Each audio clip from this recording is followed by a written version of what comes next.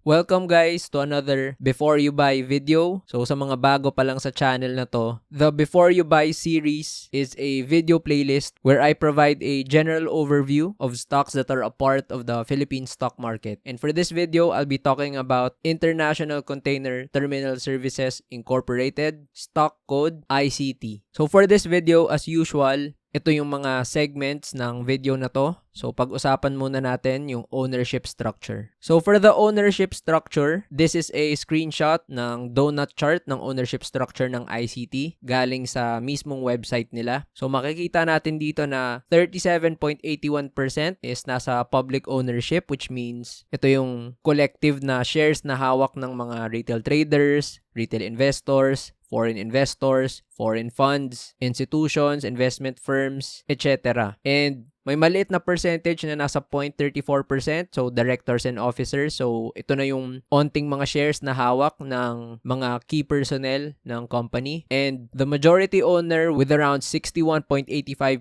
si Mr. Enrique K. Razon Jr. So si Mr. Razon, mas kilala sa nickname niya na EKR. So, ayan, meron siyang 61.85% ownership sa ICT. Is considered as the richest Filipino according to Forbes, no? And hindi lang ICT yung meron siyang significant ownership sa mga listed stocks sa Pilipinas. So, andyan din yung APX, yung Bloom, and of course, Manila Water or MWC. So for the novice or beginner investors or traders out there na baka hindi pa alam kung ano yung ICT, I'll try to explain kung ano to and isi-simplify ko lang. So in order to understand kung ano ba yung ginagawa ng ICT or kung ano ba yung ICT, we need to first understand how global trade works. By global trade, ang ibig sabihin nito is kung paano ba nagtitrade ng mga goods, ng mga products, yung iba't ibang lugar or iba't ibang countries sa mundo. So for instance, dito sa nakikita nyo sa screen, sa left side of course Philippines, and dito sa right side Middle East, no? So, group ng countries yan sa Middle East. So, for example, meron tayong isang product from the Philippines. So, example lang natin, kunwari, yung Century Tuna, no? So, canned goods, canned food. So, the question is, itong Century Tuna na to, paano ba to nadadala sa Middle East? So, syempre, after niyang magawa sa factory ng CNPF, kasi syempre yung Century Tuna, di ba? Under yan sa CNPF. So, syempre, ilalagay siya sa mga boxes, sa grupo ng mga boxes, and then, i-deliver ito sa shipping ports, kagaya ng nakikita nyo dito sa screen. So, once ma-deliver na to sa shipping port, ang gagawin dyan is yung mga boxes, ipapasok dito sa mga shipping containers, no? Yung mga rectangle na yan na iba't ibang kulay. And then after itong shipping containers na to, ilalagay na dito sa mga shipping vessels, no? Sa mga barko. So, once na load na yan, yung mga sobrang daming shipping containers na yan, and andito na sa barko, yung barko na to, syempre, aalis na siya dun sa port para i-deliver dun sa country or sa lugar na dapat niyang i-deliver yung mga goods. So, from the Philippines, yung Century Tuna na yon mailalagay sa isang shipping vessel, and yung shipping vessel magta-travel na papunta sa lugar kung saan niya dapat i-deliver yung goods. So, for this specific example, since hindi naman natin pinag-uusapan ng comprehensive yung mga logistics, no, yung mga delivery processes, no, overly simplify ko lang. Pero, yan yung general process kung paano nangyayari yung pag-trade ng iba't ibang lugar sa buong mundo. So, papalitan mo lang dyan yung product, diba? Pwedeng instead of Century Tuna, maging corned beef yan. Pwedeng maging prutas, pwedeng maging mangga, pwedeng maging banana, 'di ba? Or papalitan mo lang yung mga countries or mga lugar kasi pwedeng Philippines papuntang Japan or baliktad, pwedeng Japan papuntang Philippines or Philippines papuntang Australia or Australia papuntang Philippines or Japan papuntang Australia and vice versa. Babaguhin mo lang yung mga products tapos yung mga lugar and of course yung direction ng trade. Pero halos same yung nangyayaring process. So, dito papasok yung ICT. So, andyan na sa mismong pangalan nila, International Container Terminal Services. So, container, short for shipping containers, and yung terminal, Ayan yung mga terminal na nasa port. Ang gustong sabihin yan, yung ICT, nagpo-provide sila ng service related dun sa mga shipping containers na nasa terminals. First word sa pangalan nila, international, kasi hindi lang sila sa Philippines nag-ooperate, no? Hindi lang sila nag-handle ng mga shipping containers na paalis ng Pilipinas or shipping containers na dumadating sa mga port sa Pilipinas, sa mga terminal sa Philippines. Screenshot to sa website din mismo ng ICT, makikita natin na yung buong company ng ICT nag-ooperate sila sa 19 countries, no? Worldwide. And meron silang 33 na terminals dun sa combined 19 countries na yon. So makikita natin meron sila sa Americas, meron sila sa Europe, Middle East, Africa, and Asia Pacific. Ang dami nilang terminal sa iba't ibang region sa mundo. So makikita natin dito, of course, marami sila sa Philippines, and meron din sila sa Australia, meron din sila sa Africa. Ito, meron silang mga area sa Middle East, meron sa Europe, meron sa South America.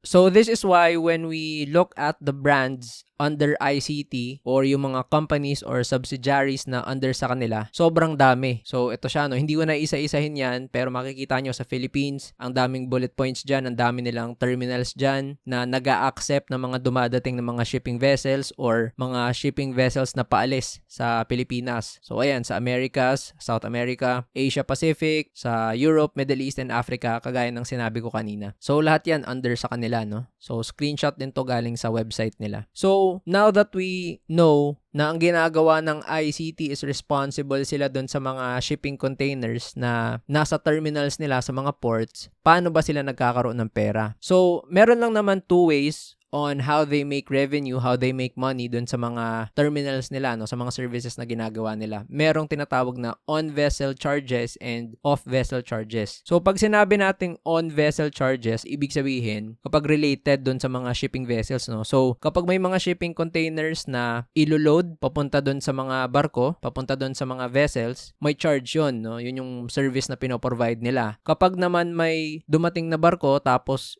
may mga shipping containers na dala, tapos kailangan ibaba, no? So, ibababa na sa port, ayun pa rin yung service ng ICT. So, loading and unloading sa mga shipping vessels, yung isa sa mga ways nila kung paano nagkakapera. So, ayan yung on-vessel charges. Pagdating naman sa off-vessel charges, ito na yung ginagawa nila sa shipping containers na hindi related dun sa shipping vessels. Pero, syempre, related pa rin sa mga shipping containers. So, ito na yan, no? Yung kanilang pag-maintain ng mga shipping containers na yan, yung pag-transport nila ng shipping containers, yung pag-organize nila ng mga shipping containers na yan, pagtulong nila to ensure na magiging okay yung magiging delivery process ng mga containers na to, whether imported ba sila or exported. So, here's a donut chart of ICT's revenue kung ibibase lang natin sa geography. So, kanina, di ba, meron tayong tatlong segments ng business nila worldwide. So, yung 41% ng revenue nila is galing sa Asian countries. So, ayan, nasa 41.3%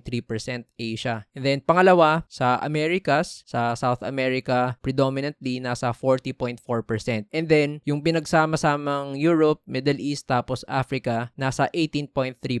So, a little more than 80% pala nung revenue, yung pera na nakukuha ng ICT sa shipping container services nila, a little more than 80% nun galing lang sa South America tapos Asian countries, no? So, malaki-laki yung nabibigay na revenue ng regions na to para sa ICT. So, kung babalikan natin yung screenshot nung exposure nila sa global map, makikita natin na malaki talaga yung exposure niya dito sa Asia Pacific, no? Ang daming mga red dots. Tapos, ganun din dito sa South America. Kaya, talagang 40% sila.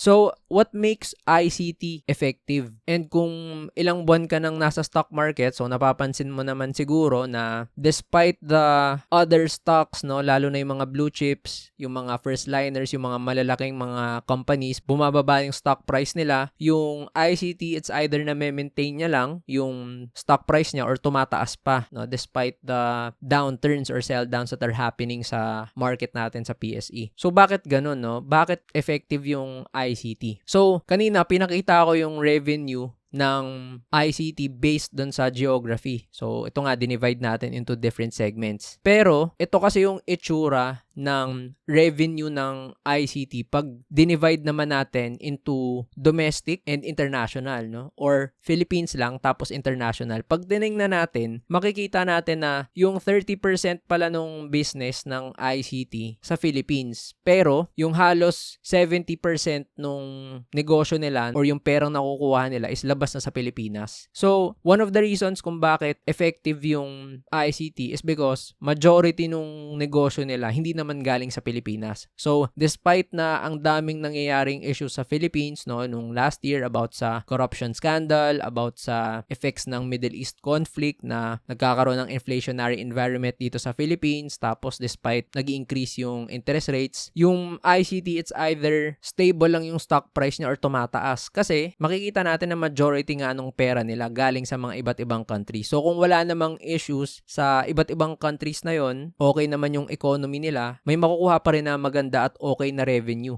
yung ICT sa mga countries na to. So, masasabi natin na diversified yung exposure ng negosyo nila kasi hindi lang focus sa Philippines solely yung business. So, eto nga, no, makikita natin na despite na marami silang terminals sa Philippines, nakita nyo rin dun sa mga bullet points kanina, mas marami yung terminals nila na labas ng Philippines. So, ayun yung main reason kung bakit despite hindi okay yung economy sa Philippines for the past several months, okay pa rin yung nagiging galaw ng ICT kasi okay naman yung global trade na nangyayari at yung mga economies ng ibang mga countries kung saan meron silang service.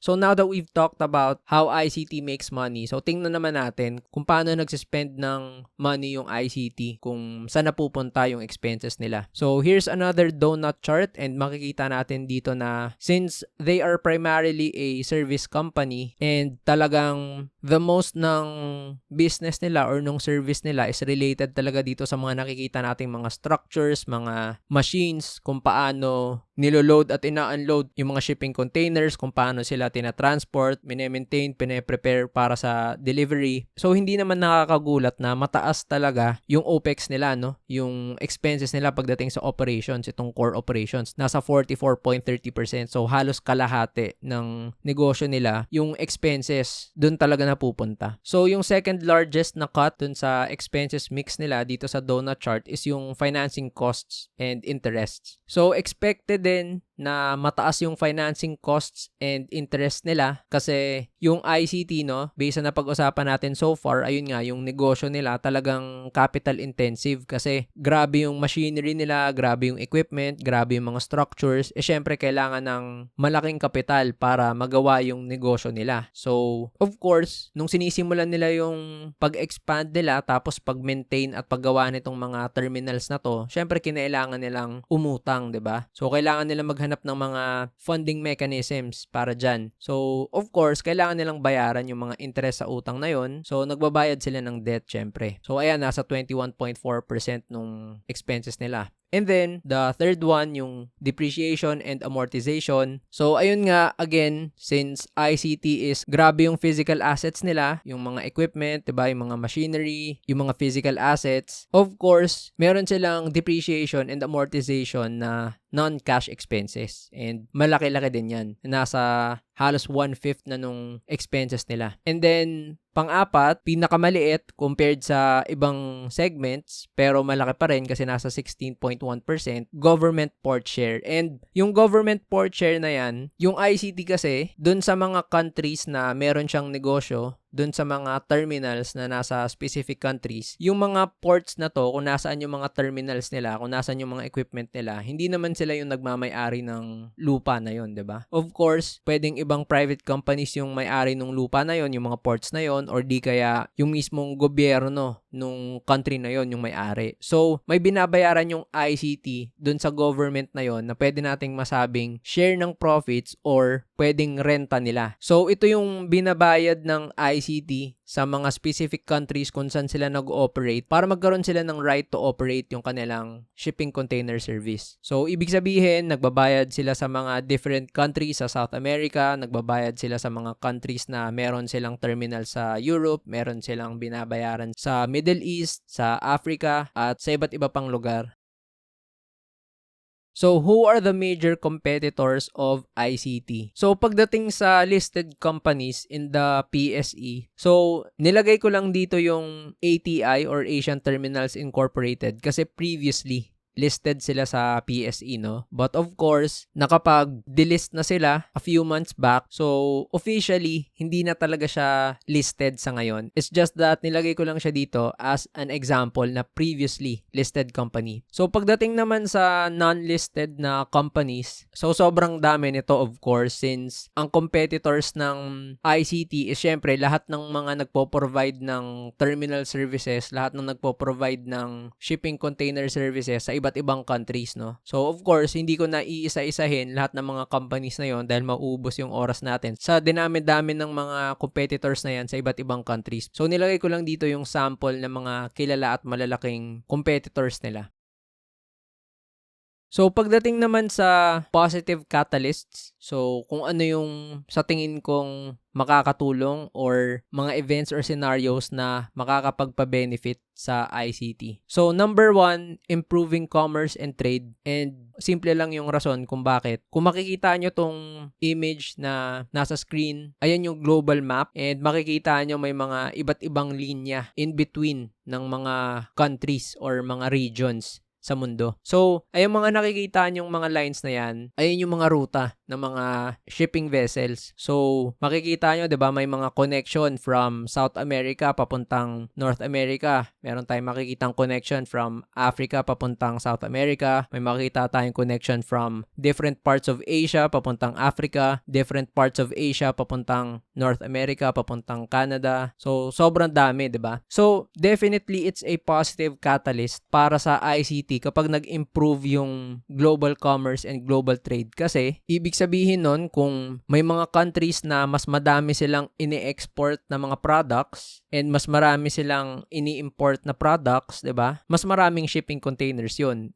Paano ba kumikita yung ICT, 'di ba? Sa on-vessel charges tapos off-vessel charges. So, ibig sabihin, the more na yung mga countries kung saan nag-operate yung ICT, the more na mas marami silang ini-export na products sa iba't ibang countries or iba't ibang lugar sa mundo or vice versa, the more na mas marami silang ini-import na mga products, syempre mas dadami at dadami yung mga shipping containers na yon. So, mas maraming negosyo na pwedeng gawin yung ICT. Pangalawa, further expansion. So, kung makikita natin ulit dito sa screenshot ng kanilang mga terminals all over the world, hindi mo masasabing onti lang, 'di ba? Kasi pag titingnan mo yung map, talagang sa mga key areas naman meron silang exposure, no? 33 terminals nga in 19 countries, 'di ba? But of course, kapag nag-expand pa sila further, syempre mas dadami pa yung pwede nilang magawang negosyo, 'di ba? Kasi 19 countries pa lang 'yan, 'di ba? Hindi pa sila nakakaabot ng 30 countries, 40 countries or 50 countries. Yung terminals nila 33 pa lang, 'di ba? Hindi pa umaabot ng 50, 60, 100. So, isipin niyo na lang kapag nag-improve yung global commerce, global trade, tapos mas marami pa silang countries na napo-provide nila ng service, mas marami pa silang mga terminal sa mga countries na 'yon. So, syempre, mas grabe yung growth, no? Mas grabe yung makukuha nilang revenue at income sa operations nila. So, the third one is contract extensions. So, ito kasing mga terminals nila sa iba't ibang lugar sa mundo, syempre hindi naman yan forever, no? May mga kontrata yan kung hanggang kailan lang sila pwede mag-operate. Although, for every terminal na binibigyan sila ng rights, matagal naman na umaabot ng dekada yung mga kontrata nila. Syempre, hindi maganda pag may mga contracts na pa-expire na tapos hindi nila mare-renew, 'di ba? So, syempre, pag hindi na-renew yung contract nila, ibig sabihin hindi na sila makakapag-operate doon. So, definitely, it's a positive or good catalyst pag patuloy lang yung mga contract extensions nila dito sa terminals na to para hindi mabawasan yung negosyo nila, 'di ba? So, ang gusto nga natin, makapag-expand sila further. So, syempre, ayaw natin na hindi extend yung mga kontrata nila kasi ibig sabihin nun, mababawasan yung negosyo. So, ang maganda, hindi pa nag-expire yung mga contracts nila, nagkakaroon na agad sila ng mga negotiations sa extension na kaagad ng mga kontrata na yun para may magandang follow-through dun sa mga terminal businesses nila. So, pagdating naman sa negative catalysts, pinakauna dyan, of course, is yung economic slowdown. So, dito nga sa pinakita ko kaninang donut chart ng revenue by operational origin ng ICT, one of the reasons kung bakit naging effective siya despite na hindi okay sa Philippines is because okay naman sa iba't ibang lugar sa mundo. Dito sa international kasi halos 70% nga nung revenue nila galing sa international, 'di ba? But syempre, hindi naman laging positive sa lahat ng countries kasi syempre may mga iba't ibang countries na nakaka-experience ng pag-slow down ng economy nila, nagso-slow down yung growth. So, what if, 'di ba, yung Australia, kung saan meron silang terminals, is magkaroon ng issue sa economy nila. Hindi ganun kadami yung ma-export nila ng mga goods or mga products, or di kaya hindi ganun kadami yung ini-import nila ng mga products. So, ibig sabihin mababawasan yung income ng ICT doon sa Australia dahil mas onte yung shipping containers na i-handle nila, 'di ba? So of course, ganun din sa South America pag nagkaroon ng mga issues diyan sa mga certain countries kung saan sila nag-operate, 'di ba? For example, sa Brazil, kapag hindi ganun kadami yung ine-export na products ng Brazil and hindi ganun kadami yung ini-import nila na products, syempre ibig sabihin less volume, mas onti yung shipping containers na papasok tapos palabas ng Brazil. So mas less yung mga shipping containers na handle ng ICT. So paano na lang, 'di ba, kung global economic slowdown pa yung mangyari na kung saan hindi lang isa or dalawang countries yung affected but multiple countries. So syempre, magsasuffer yung business ng ICT doon kasi mas magiging less yung volume ng shipping containers. Pangalawa, high interest rates. And kung matagal na kayong nanonood ng mga before you buy videos ko, lagi ko naman pinag-uusapan to. Pero syempre, for the benefit of mga new viewers, ulitin ko lang ulit. So, paano ba nakaka-affect negatively yung high interest rate sa ICT? So, example lang, kunwari, may isang negosyo na may 100,000 pesos na loan. So, if this year, yung interest rate is 3%, doon sa loan na yon, syempre, yung kailangan bayaran ng business na yon is 3,000 pesos para doon sa interest. Kasi 100,000 nga yung na-loan, 3% yung interest, syempre kailangan bayaran yung 3,000 na interest. So, what if next year, yung interest rate maging ng 4%, maging ng 5%, diba? So, instead of paying yung this year na 3,000 pesos na interest, moving forward, ang kailangan ng bayaran ng company na yon or ng business na yon is 4,000 or 5,000 pesos. So, of course, this is just a simplification kasi 100,000,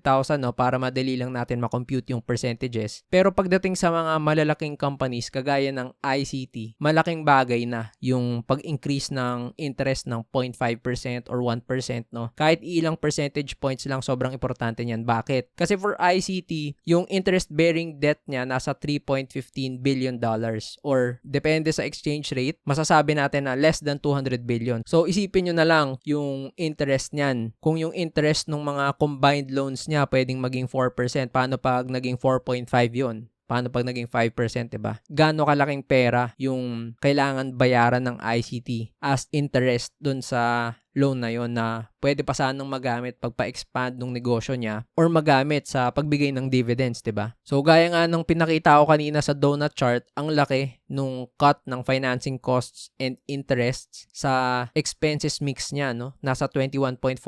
So ibig sabihin, kapag napunta sa high interest rates or nagpatuloy na mataas yung interest rates, syempre yung financing costs nila hindi lang maging 21.4% yan nung kabuuang expenses nila, no? Pwede maging 22%, 23%, 24%, which means yung pera dapat na nagagamit nila dito sa core operations or nagagamit nila sa pag-expand pa nung company nila is napupunta lang for financing costs. So, syempre, negative catalyst na nasa high interest rate environment. And the third one, political instability and regulations. Again, yung ICT, ang dami niyang countries kung saan siya nag-ooperate and sobrang dami niyang terminals. Gaya ng sabi ko, may mga kontrata na involved and a big cut ng kanilang expenses is napupunta sa government ng mga countries na yon. Bayad nila as rent or parang toll na kung saan binabayad nila yun sa mga countries na yon para magkaroon sila ng right to operate yung kanilang business, di ba? Ngayon, hindi naman natin masasabi na laging peaceful sa mga countries na to, di ba? So, anytime magkakaroon ng instability or magkakaroon ng gera sa mga countries na to, 'di ba? Pwedeng affected yung mga ports, yung mga terminals ng mga countries na to. So, syempre, since andun yung ICT, 'di ba? Pwedeng magkaroon ng issues pagdating sa import and export sa trade ng country na yon. Di rin natin pwedeng masabi magkaroon din ng mga regulations, 'di ba? Mahanapan ng butas yung mga kontrata nila. Instead na mag-expire yung contract nila after 10 to 15 years, biglang sinabi ng country na to na, teka, may ginagawa kayong mali sa negosyo nyo dito sa country namin. Yung kontrata, 'di ba, mawawala ng visa yan. So, yun yung mga sinasabi natin regulations. And I'm sure you're aware kung gaano ka-negative yung effect ng regulations, no? Iilang companies na sa PSE yung grabe yung naging effect ng regulations, kagaya ng SEC kasi hindi pa nare-renew yung contract nila, yung contract extension na deny, yung mga telcos, 'di ba, pagdating sa Konektadong Pinoy Bill na naging Konektadong Pinoy Act, dadami yung competitors ng mga telcos natin dito sa Pilipinas. And ABS-CBN na hindi nabigyan ng broadcast na franchise, 'di ba? So, grabe yung nagagawa ng regulation pagdating sa stock price ng mga negosyo. So, syempre, hindi naman exempted yung ICT doon dahil kanya-kanyang countries, kanya-kanyang regulations yan. So, example lang nitong 2023, yung port operations ng ICT sa Indonesia natigil after na mag-expire yung kontrata nila. So, ito na yung sinasabi ko na nagkaroon ng regulation, no? So, during this time, sinabi ng Indonesia na hindi na extend yung contract ng ICT dyan. So, for several reasons na sinasabi siguro ng Indonesia na ayaw na nila na ICT yung mag-operate dun sa country nila. So, kagaya din ito, naging under review yung terminal deal ng ICT sa Sudan dahil nagkakaroon sila ng issue sa country nila. So, syempre, sa mga ibang countries, exposed din yung ICT sa mga ganitong unstable na mga countries or mga regulations ng mga countries na to pagdating sa business nila. So, ayun lang guys, that ends this Before You Buy video for ICT. Again, if you haven't watched yung mga previous Before You Buy videos ko, you can click towards the upper right. Stock market lesson videos sa bottom right. And don't forget to like this video if you've learned a lot and found value sa video na to. And don't forget to subscribe to this channel so you'll always be updated sa future videos na i-upload ko pa.